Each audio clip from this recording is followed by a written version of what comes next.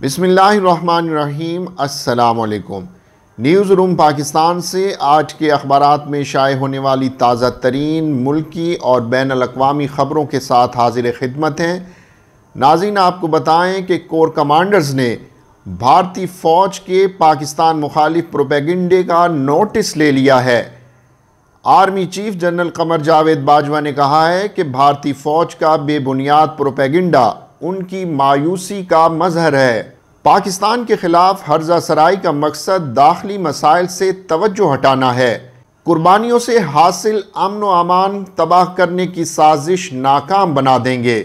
اور ناظرین، آپ کو ایک مرتبہ پھر بتائیں کہ کور کمانڈر کانفرنس میں پاکستان کے خلاف پروپیگنڈا بھارتی فوج کی بکھلاہٹ ہرزہ سرائی کا مقصد داخلی مسائل سے توجہ ہٹانا قرار دیا گیا ہے۔ آرمی چیف نے کہا ہے کہ بھارتی فوج کا بے بنیاد پروپیگنڈا ان کی مایوسی کا مظہر ہے۔ پاک فوج کے شعبہ تعلقات عامہ کے مطابق chief of army staff general Qamar Javed Bajwa کی زیر صدارت کور کمانڈر کانفرنس منعقد ہوئی۔ کانفرنس میں پاکستان کے اندرونی بیرونی چیلنجز، علاقائی سیکورٹی، بارڈر مینجمنٹ کا جائزہ لیا گیا۔ کانفرنس میں خطے کی تیزی سے بدلتی صورتحال پر تفصیلی بات چیت کی گئی۔ کانفرنس میں افغانستان کی سیکورٹی صورتحال اور انسانی بحران پر تشویش کا اظہار کیا گیا۔ کانفرنس میں کور کمانڈرز نے بھارتی فوج کے پاکستان مخالف مکروہ پروپیگنڈے کا نوٹس لے لیا ہے۔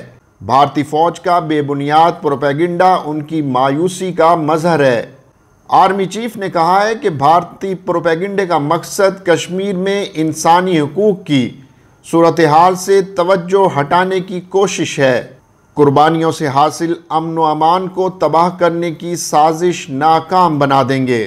اور ناظرین، آپ کو ایک اور اہم خبر سے آگاہ کریں کہ چیئرمین نیب اپنے عہدے پر برقرار رہیں گے۔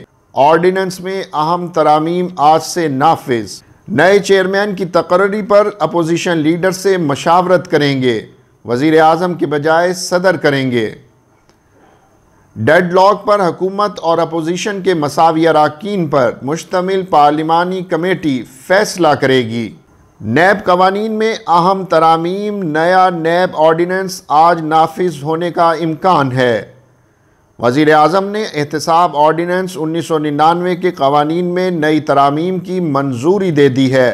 نئے چیئرمین نیب کی تقرری پر موجود چیئرمین ذمہ داریاں ادا کرتے رہیں گے۔ نئے چیئرمین کی تقرری تک موجودہ چیئرمین ذمہ داریاں ادا کرتے رہیں گے۔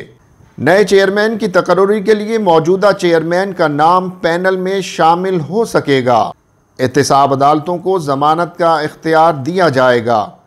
نئی ترامیم کے تحت بزنس کمیونٹی کو ریلیف اور تحفظ دینے کے لیے وفاقی اور صوبائی ٹیکس لیوی کے معاملات نیب کے اختیار میں نہیں رہیں گے۔